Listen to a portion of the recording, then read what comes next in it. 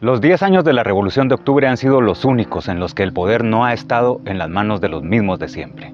Ha sido realmente el único periodo de la historia a lo largo de estos 200 años en que se modificaron las estructuras del modelo de desarrollo social y económico, lo que implicó también algunas primarias transformaciones en las relaciones de poder. Si antes eran las familias acomodadas, herederas de los criollos o los militares los que ponían y quitaban a los gobiernos, ahora se iniciaba un tiempo verdaderamente democrático con elecciones de verdad. Si antes, durante el periodo liberal en torno al café, se había creado y fortalecido una clase terrateniente a la cual el Estado le proveía de mano de obra gratuita de los indígenas y ladinos pobres, que no tenían derechos y eran considerados como esclavos, ahora iniciaría una época de cambios, donde se buscaría su elevación espiritual y material, otorgándoles derechos y tratándolos como seres humanos, iguales a sus patronos. Si antes, también por el café y el azúcar, los liberales habían apostado por la constitución de enormes latifundios o grandes extensiones de tierra, empezaba ahora un tiempo donde se apostaría por una reforma agraria que les permitiría a los campesinos contar con área para sembrar y para producir.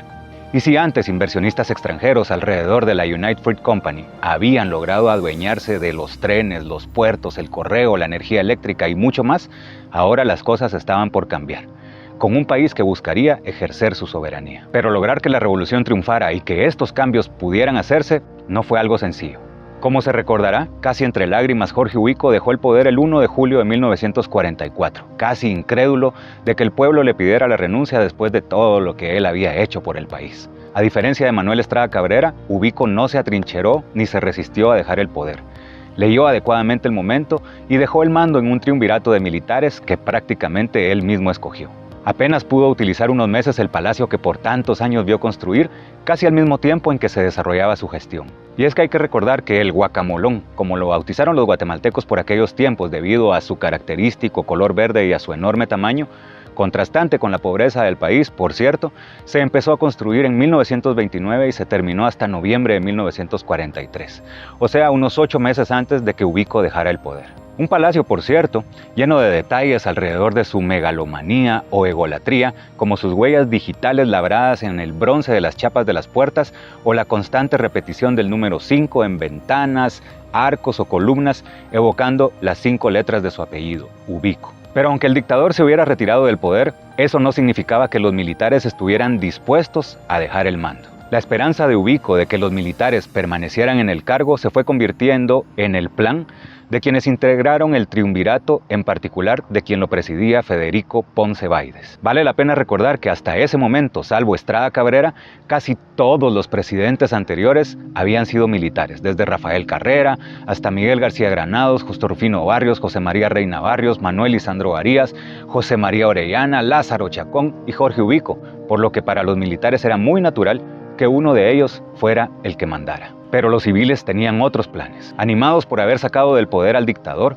en la asamblea se llevó a cabo una sesión el 3 de julio, 2 días después de la renuncia de Ubico, en la que buscarían influir para que se designara como presidente interino a uno de los suyos y no a un militar. Por eso el periodista y diputado Alejandro Córdoba, fundador del periódico El Imparcial, quien sería asesinado el 1 de octubre de ese mismo año, o sea, casi 3 meses después, propuso que se eligiera al doctor Carlos Federico Mora, un prestigioso y reconocido médico, como sucesor temporal de Ubico. Y aunque en la asamblea la propuesta había sido bien recibida, la votación no se pudo llevar a cabo, porque en ese preciso momento el ejército irrumpió en el lugar, expulsó al pueblo que observaba la sesión y encerró a los diputados hasta que nombraran a Ponce Báides como presidente provisional. Y así, por las malas, resultaron muy persuasivos. Al pueblo le habían alcanzado las fuerzas para protestar masivamente contra Ubico, pero no para resistirse, de momento, a este nuevo intento de los militares por quedarse en el poder. Varios grupos presionaron al nuevo presidente para que se comprometiera públicamente a no participar en las elecciones que él mismo convocó para el 17, 18 y 19 de diciembre del 44. Y así lo hizo. Pero él no era un hombre de palabra. Y desde el poder, poco a poco empezó a perseguir a quienes consideraba sus opositores y a preparar su candidatura. Para el 30 de julio ordenó varias detenciones ilegales como las de Guillermo Toriello, Clemente Marroquín Rojas, Juan José Orozco Posadas, Miguel García Granados, Roberto Arzú Cobos y Enrique Muñoz Meani, entre otros. Se les acusaba de hacer propaganda contra el gobierno o de pedir la renuncia de diputados y de otros funcionarios. Mientras tanto, en 3 amplios segmentos de la población, invisibilizados durante la dictadura de Ubico, se empezaba a actuar de una manera diferente, con una nueva efervescencia, donde se creía que los cambios eran posibles porque ya se había sacado al gobernante. En julio se formó el Sindicato de Auxilios Mutuos Ferrocarrileros y salió a la luz la que se convertiría en la poderosa Unión de Trabajadores de Tiquizate de la United Fruit Company, que desarrolló una huelga que duró 15 días en demanda de mejores condiciones laborales y de una disminución de la jornada laboral que se extendía más allá de las 8 horas, por supuesto. Los estudiantes demandaban cambios en la dirección de los institutos Belén y Normal, pues los profesores que tenían los trataban mal, denunciaban los estudiantes. Y los maestros, con el ánimo de recordar a su mártir María Chinchilla, que había caído durante las primeras manifestaciones contra Ubico, también realizaban marchas en las que demandaban mejores condiciones laborales y el respeto de la democracia en Guatemala. Estas acciones provocarían que para mediados de julio el régimen capturara y sacara de Guatemala al profesor Edelberto Torres, presidente de la Asociación Nacional de Maestros, y a Gerardo Gordillo Barrios, presidente de la Asociación de Estudiantes Universitarios, acusándolos de tener tendencias disociadoras y sediciosas. En el fondo, se trataba también de una venganza, pues estos habían sido los actores más protagónicos durante las protestas contra Ubico y que al final de cuentas motivaron su salida. Mientras tanto, y con la vista puesta en las elecciones fijadas para diciembre, empezaron a crearse nuevos partidos políticos o a reorganizarse algunos ya existentes, los que también buscaban a un candidato. El desafío era encontrar a alguno que no tuviera manchas y que de preferencia no hubiera formado parte de los gobiernos liberales que se habían establecido en el poder desde 1871 hasta 1944. El 4 de julio, apenas días después de la caída de Ubico, el Partido Renovación Nacional había enviado un cablegrama hasta Argentina, donde se encontraba un reconocido académico guatemalteco con grado de doctor en pedagogía, que había publicado ya varios libros y era muy admirado en Sudamérica. Se trataba de Juan José Arévalo Bermejo, un joven de 39 años, blanco y de 1,90 de estatura, algo poco común en estas latitudes de los hombres y las mujeres con las estaturas más bajas del mundo. Partido Renovación Nacional, postúlalo, candidato, presidencia, república, rogámosle encarecidamente aceptar para bien nuestra patria, decía el cablegrama que, como siempre, buscaba ahorrar palabras. Y en respuesta, después de pensarlo un poco, recibieron un acepto candidatura enaltecedora. La perspectiva de orientar el viril resurgimiento democrático de Guatemala impide vacilaciones. Abrazos fraternales. Arévalo empieza a preparar su viaje, aunque hay algunos que le recomiendan no presentarse, pues era poco probable que las elecciones se llevaran a cabo y hasta era una posibilidad que intentaran asesinarlo. Pero él está decidido. La sangre de los inocentes enardece a los pueblos, señaló en referencia a María Chinchilla, y agregó: un pueblo enfurecido necesita líderes, pero el líder tiene que ser un suicida. Aquellos que esconden el pecho a las balas en la hora de la batalla no dan medida de hombría, y el líder tiene que ser personaje visible en la primera fila. Llegaré el domingo a Guatemala, sentenció. Y así sucedería. En un relato lleno de detalles en su libro El candidato blanco y el huracán, Arévalo cuenta su travesía desde Argentina, pasando por Costa Rica, Nicaragua y El Salvador para llegar finalmente a Guatemala el domingo 3 de septiembre. Aunque públicamente se mostraba valiente, en su interior había temor, pues ya se sabía que la dictadura militar no estaba dispuesta a entregar el poder fácilmente, como ya se evidenciaba en las calles con muertos y capturas ilegales. Mientras el avión ya empezaba su descenso hacia Guatemala, él se preguntaba: ¿serán estos los últimos instantes de mi vida o será el comienzo de una nueva vida? Yo debo entender que alguna bala puede caerme en el pecho, en la cara o en la cabeza, terminando así, ahora mismo, dentro de 20 minutos, mi faena terrenal. Pero se reconfortaba a sí mismo. Ha llegado, Juan José, la hora de decir esta palabra final y que se esparzan tus pedazos por el viento. Por lo menos morirás en brazos de la multitud. Morir por Guatemala, morir por un pueblo que sabe asumir la totalidad de su poder político. Morir llamado por ese pueblo, morir en pelea, morir a su servicio. Claro que sí, pensaba él, antes de presentarse justamente ante una multitud que lo esperaba en el aeropuerto y en las calles de la ciudad con el grito de ¡Viva Arévalo!, que se volvería muy común en el futuro de Guatemala. Sus primeras palabras al descender del avión fueron: pueblo macho de Guatemala, no he venido a vivir sino a morir confundido con este pueblo viril que supo derrumbar a la dictadura. Y si había muchos señalamientos sobre virilidad, machos y ese tipo de cosas, era porque en ese momento las mujeres no votaban. Desde este momento se enfrentarán dos fuerzas: el gobierno con sus ametralladoras y el pueblo con su candidato. Y pasadas las elecciones llegaré al palacio y entonces veremos florecer una nueva Guatemala, decía un Arévalo lleno de esperanzas que desde esos primeros momentos ya dejaba ver sus dotes histriónicos y de oratoria que lo habían acompañado desde niño. Y aunque Guatemala era un hervidero y el gobierno provisorio empezaba a sacar las uñas persiguiendo y encarcelando gente, Arévalo insistía en que no había que recurrir a las acciones al margen de la ley, que había que tratar de alejarse de la violencia y encauzar todo hacia las elecciones de diciembre. Para el 15 de septiembre, aquello que ya era una sospecha empezó a convertirse en realidad. El ejército organizó una manifestación en apoyo a Ponce Baides, por lo que cientos de indígenas desfilaron en la ciudad con machetes y una imagen de su líder colgando en el pecho como si fuera el turno de una procesión. Y si esto ya causaba desesperanza, en la madrugada del 1 de octubre del 44 ocurriría otro hecho deleznable que aceleraría los eventos. Alejandro Córdoba, el director del periódico El Imparcial, y que hacía poco, como recordamos, había promovido el nombramiento del doctor Carlos Federico Mora como presidente en lugar del de Ponce Baides, fue ejecutado por miembros del Estado, silenciando así su voz. Fue un asesinato que conmocionó a la sociedad y, sumado a las otras acciones represivas del gobierno, confirmaba la necesidad de buscar otros caminos y no confiar solamente en la posibilidad de que en diciembre se dieran las famosas elecciones, que si se daban, probablemente no serían transparentes, sino manipuladas. Por esa razón, y sin que unos supieran lo que planificaban los otros, se organizaban varias conspiraciones al mismo tiempo, que tenían el mismo fin: sacar a Ponce Baides del poder. Así, por ejemplo, el general Idígoras Fuentes convocó a Arévalo a una reunión secreta para darle a conocer su interés de liderar un golpe de Estado. Usted no será presidente, doctor, a pesar de su popularidad. En este país las elecciones son puras fórmulas, le dijo. Algo que él sabía bien, pues como se lo confesaría al mismo Arévalo, tiempo atrás, cuando él era jefe político en San Marcos, le había correspondido inflar los votos para las elecciones en las que Ubico salió reelecto, y varios de sus diputados. Desde la capital se nos indicó quiénes serían los diputados y cuántos votos debería obtener cada uno, decía con total desfachatez, quien posteriormente terminaría siendo presidente de Guatemala ya cuando Estados Unidos había destruido a la revolución y formaba parte de una seguidilla de gobiernos militares que inició Carlos Castillo Armas. Al final de la charla, Idígoras le dijo sin rodeos que buscaba dar un cuartelazo para sacar a Ponce Baides y que necesitaba su apoyo para hacerlo. Arévalo, un maestro civil recién venido de Argentina, donde había pasado parte de los años de Ubico en el poder, no cayó en la trampa y le respondió que diera él el golpe y que contaría con el apoyo del arevalismo. Fue cauto, pues siempre tuvo en mente que el general golpista había sido un hombre clave del ubiquismo, período en el que se había desempeñado en distintos cargos. Para ese entonces, y debido a las condiciones en que se encontraba el país, Arévalo dormía cada noche en un lugar distinto a fin de evitar cualquier acción en su contra. En la casa que más tiempo pasó fue en la de la familia Irigoyen Arzú, vinculada también al alzamiento contra Estrada Cabrera en 1920.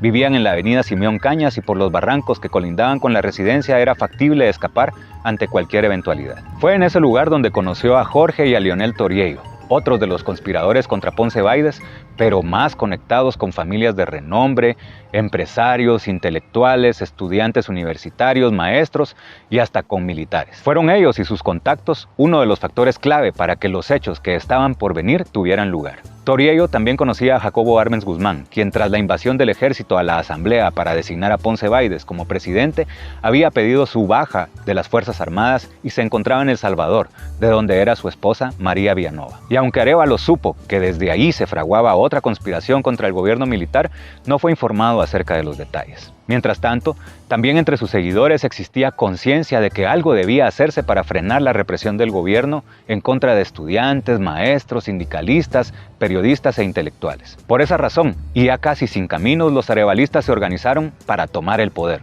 según ellos. El plan consistía en que para el 15 de octubre, los arevalistas, que ya eran cientos o miles, pues se organizaban en un partido para las elecciones de diciembre, tomarían por asalto las instalaciones militares y gubernamentales en distintos departamentos para luego asediar a Ponce Baides en la capital y obligarlo a renunciar. Arévalo en persona intentó que otros candidatos a la presidencia que ya se perfilaban, como el coronel Guillermo Flores Avendaño, que iba a ser postulado por el Partido Socialdemócrata, y Adrián Recinos, que iba a ser candidato de los partidos Demócrata Central y el Frente Nacional Democrático, se sumaran también a la intentona golpista del 15 de octubre organizada por los arevalistas. Flores Avendaño encontró insensato el plan y le dijo: «A mí me da mucha pena verlo a usted, doctor Arévalo, metido en este oficio de conspirador.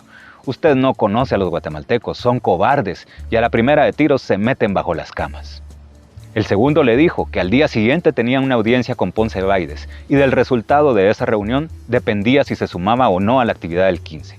Arévalo dice que después ya no supo nada más de él. Ciertamente, reconocería Arévalo, también nosotros habíamos caído en los terrenos subversivos. La única salida normal del caos era institucionalizar la anarquía, consideraba Arévalo, por lo que propuso realizar un paro político que implicaría la suspensión de la campaña electoral de parte de todos los partidos, convencidos de que ocurriría un fraude. Ese paro político se complementaría con las acciones del 15 de octubre de parte de los arevalistas, pero los planes no saldrían como se esperaba. Se llegó la fecha y en los departamentos no hubo acciones combativas. El gobierno de Ponce Baides, informado de los planes que sin duda alguna no se habían llevado con tanto sigilo, había capturado y encarcelado a varios de los organizadores, mientras que otros simplemente no habían atendido el llamado. Lo que sí prosperaría sería el paro político.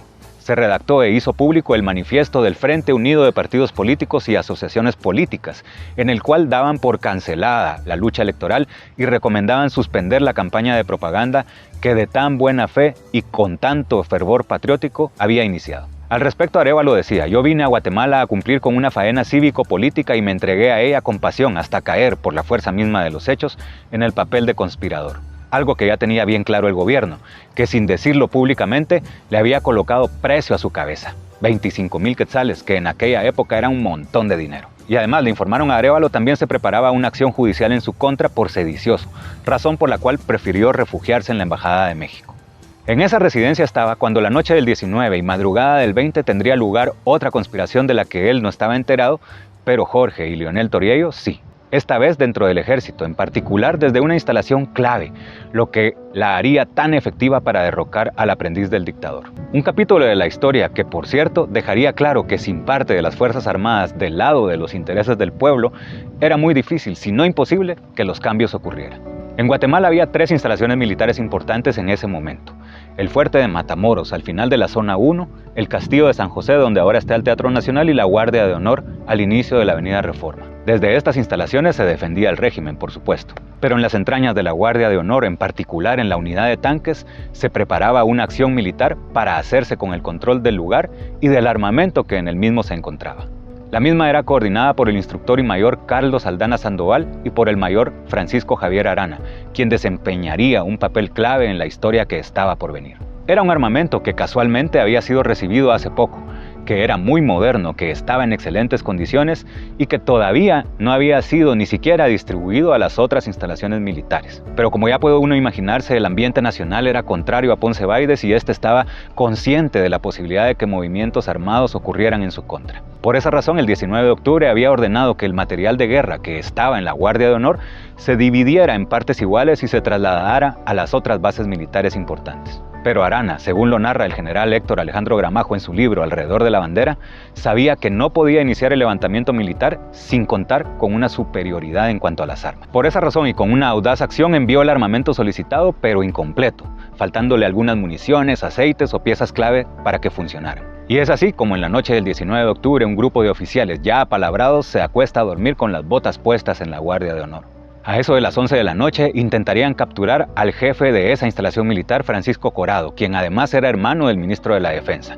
Pero este se resistió con armas en la mano y fue acribillado. Ya no había marcha atrás, la revolución había empezado. Arana había avisado ya a los otros conspiradores con los que venía planificando la acción, quienes encabezados por Leonel Toriello convocaron a estudiantes universitarios para que se presentaran a la Guardia de Honor a recibir armas para pelear contra el régimen. Al lugar también llegó Jacobo Arbenz Guzmán. En la madrugada, Arana distribuyó tanques y armamento pesado en lugares estratégicos de la ciudad para asediar a las otras instalaciones militares y al Palacio Nacional, a fin de que Ponce Baides se rindiera. Los cuarteles militares dieron la lucha con su armamento maltrecho y Ponce Baides hasta intentó pedir ayuda internacional para defenderse.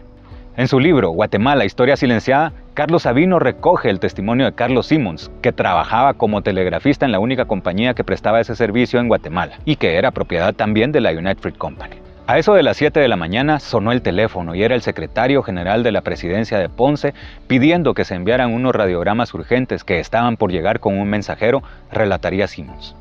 Era el gobierno pidiendo ayuda al presidente de Honduras, Tiburcio Carías, para que enviara aviones de su fuerza aérea a bombardear la Guardia de Honor. Y en un hecho de esos que solo pasan en las novelas, Simmons consulta con sus jefes en Boston, donde estaba la casa matriz de la United Fruit Company. Allá no sabían qué hacer y consultaron entonces con el Departamento de Estado de Estados Unidos, con quien ya tenían una buena relación. La alarma fue tanta que el propio secretario de Estado llamó a Carías para ordenarle que bajo ningún concepto fuera a enviar aviones hondureños a Guatemala. Para las 9 de la mañana, una gran columna de humo salía desde el castillo de San José. donde también habían fallecido ya decenas de combatientes de ambos lados, pero mayoritariamente del ejército que defendía a Ponce Baides. Esa columna era visible en toda la ciudad y era una alerta de que el régimen estaba de caída. Juntos, Toriello, Arana y Arbenz integraron una junta revolucionaria de gobierno y se movilizaron, paradojas de la vida, hacia la embajada de Estados Unidos, ubicada a pocos metros de la Guardia de Honor. Y ahí tuvo lugar una breve negociación y Ponce Baides, cuyo hijo además había fallecido ya en un enfrentamiento en Matamoros, decidió renunciar. Banderas blancas ondearon desde los fuertes militares y desde el palacio. La revolución había triunfado. Grupos de estudiantes se organizaron para evitar saqueos de parte de los ubiquistas y poncistas que debían dejar sus cargos y el país, mientras que la Junta Revolucionaria tomaba el poder y reiteraba la convocatoria a elecciones presidenciales para diciembre. Pero se convenció también de que con la asamblea existente que había nombrado a Ponce Baides no se iría muy lejos. Por eso, en el primer decreto emitido por la Junta el 25 de octubre, además de mantenerse diciembre como el mes para las elecciones presidenciales, también se disolvió la asamblea y se convocó a elegir a diputados para el 3, 4 y 5 de noviembre, o sea, 9 días después. Algunos partidos criticaron esa decisión, pues casi no les dejaba tiempo para prepararse y debido a los recientes hechos era previsible que el arevalismo triunfaría arrasadoramente en todo el país, pues la figura del doctor Arévalo ya inspiraba una admiración casi mesiánica. Y así ocurrió. Estudiantes universitarios y líderes magisteriales, todos muy jóvenes, integraron las planillas del arevalismo y ganaron las 76 curules disputadas. Sí, todas. Esto, lógicamente, causó miedo entre sus contendientes, quienes, como siempre en estas tierras tropicales, buscaron la forma de sembrar discordia a lo interno de la Junta Revolucionaria. Para ello se aproximaron al personaje que por su papel decisivo en el alzamiento del 20 de octubre ya se había convertido en el hombre fuerte del ejército, el mayor Francisco Javier Arana. Porque aunque él y el entonces capitán Arbenz integraban el triunvirato, Arana era más antiguo y tenía una mayor jerarquía. Los partidos anti-Arévalo se habían acercado a Arana seduciéndolo con dinero y con la posibilidad de que la Junta se quedara en el poder más tiempo de lo ofrecido, calentándole la cabeza como ya había sucedido antes con otros liderazgos en Guatemala. Pero Arana no cedió y más bien supo sacar provecho de ello contándole a Arévalo sobre las presiones que recibía para conspirar en su contra. Por esa razón, confiesa el expresidente en sus memorias, convine en darle ciertos privilegios al ejército a fin de mantener a Arana con una adecuada dosis de satisfacción. Y es que aquí hay que ser realistas, la revolución del 20 de octubre difícilmente se habría dado si parte del ejército no hubiera querido. Y Arana era el que dirigía esa parte del ejército y por eso jugaría sus cartas de la mejor manera posible a fin de consolidar su poder y prepararse para una eventual candidatura presidencial con la que soñaba para más adelante. Ya con el país en calma y con las elecciones de diciembre a pocas semanas, Arévalo se dedicó a recorrer toda Guatemala en donde fue recibido por multitudes. Ese apoyo se tradujo el día de las elecciones en una arrolladora victoria sobre los demás contendientes a tal punto de que sacó 12 veces más votos que el segundo lugar. Arévalo obtuvo 255,000 votos y su seguidor, Adrián Recinos, 20,000. Triunfó en 21 de los 22 departamentos, menos en Sololá. Un triunfo en el que no participaron las mujeres, pues hasta ese entonces, como habíamos dicho antes, no tenían derecho a votar, algo que cambiaría con la Asamblea Constituyente que estaba también por convocarse como parte de la revolución. Arévalo ni había tomado posesión y las élites políticas que habían sido desplazadas ya lo acusaban de todo. Le decían nazi, sinarquista, anarquista, conservador, comunista y anticatólico. Etiquetas todas destinadas a descalificarlo y a desprestigiarlo, tal y como sigue sucediendo hasta nuestros días de parte de personajes con intereses mezquinos que recurren a esos mecanismos cuando ya no tienen argumentos. Y fue en esa constituyente donde, por la influencia de distintos actores y por el trauma dejado por tantos presidentes que se aferraron al poder y se convirtieron en tiranos, que se buscó limitar el poder de la figura presidencial. En ese sentido, y como premio al decisivo Mayor Arana, se creó una figura que no existía y que lo convertiría en un personaje más poderoso que antes, jefe de las Fuerzas Armadas. Un cargo para el que sería electo por el Congreso, mientras que el del ministro de la Defensa sería más bien decorativo. Una posición en la que Arana concentraría mucho poder, al punto tal de lograr, unos meses más tarde, un pacto con los políticos que habían apoyado a Arévalo para que lo apoyaran a él como candidato presidencial, pues de no hacerlo, el riesgo de que se animara a dar un golpe de Estado era elevado. Arana contaría con ese respaldo de los partidos políticos con demasiada anticipación. En 1945, cuando Arévalo llevaba menos de un año en el cargo y cuando faltaban todavía 5 para las elecciones de 1950. Era muy temprano y todavía faltaba que corriera mucha agua bajo el puente. Y todo fue producto de una circunstancia, como siempre, poco común en Guatemala. El presidente hacía un viaje junto con otros extranjeros cuando se accidentaron y cayeron con todo y vehículo en un hondo barranco. Todos fallecieron, menos Arévalo. Con golpes en todo el cuerpo y hasta con un par de vértebras quebradas, el pronóstico sobre la salud del presidente era poco alentador y los miembros de los partidos que lo respaldaron estaban realmente preocupados por la posibilidad de que el ejército, a través de Arana, tomara el poder, ya fuera mientras el mandatario estaba convaleciente o ante su eventual muerte. Fue así como no vieron más opción que acordar con Arana que él no tomaría el poder mediante un golpe de Estado y que esperaría a la sucesión democrática a cambio del apoyo a su candidatura. Se llamó el Pacto del Barranco. Algo que permanecería en firme hasta que, acercándose las elecciones de 1950 y sintiéndose más fuerte que nunca, Arana se atrevió hasta a llegar a somatarle el escritorio al presidente y a ponerle un ultimátum para que cambiara a varios de sus ministros que para ese entonces ya eran señalados por las campañas de desinformación y de propaganda de Estados Unidos como comunistas. Una historia que tendría un desenlace fatal con el asesinato de Arana, un levantamiento armado del ejército que sería controlado con eficiencia por Arbenz y la espina clavada en algunos militares respecto de lo que consideraron una traición a Arana y que les sirvió de justificación perfecta para lanzarse a los brazos de Estados Unidos que buscaba aliados o traidores. Pero antes de que eso pasara, Arévalo, que sobreviviría sin mayores consecuencias al accidente y se recuperaría más rápido de lo que todos pensaban, haría un gobierno que pasaría a la historia por ser, precisamente, el primero de los únicos dos en que los pobres, los abandonados, los indígenas, los jóvenes, los trabajadores, los sindicatos, la educación, la salud, la seguridad social y el deporte tendrían un impulso sin precedentes. Un periodo donde además se empezaría a desvanecer el poder de la United Fruit Company y su gran presencia en Guatemala, así como el trabajo obligatorio y casi de esclavitud en que se mantenía a gran parte de la población. Ahora tendrían derechos laborales, que todavía hasta nuestros días son considerados como las conquistas más importantes de los trabajadores. Los espero en el próximo capítulo para conocer más detalles sobre el gobierno de Arévalo y cómo se termina de resolver la enorme crisis generada con el asesinato de Arana. También analizaremos la llegada de Arbenz al poder y la forma grosera y abusiva en que Estados Unidos, a través de la CIA, organizaría una gran operación psicológica y militar para destruir la esperanza de Guatemala.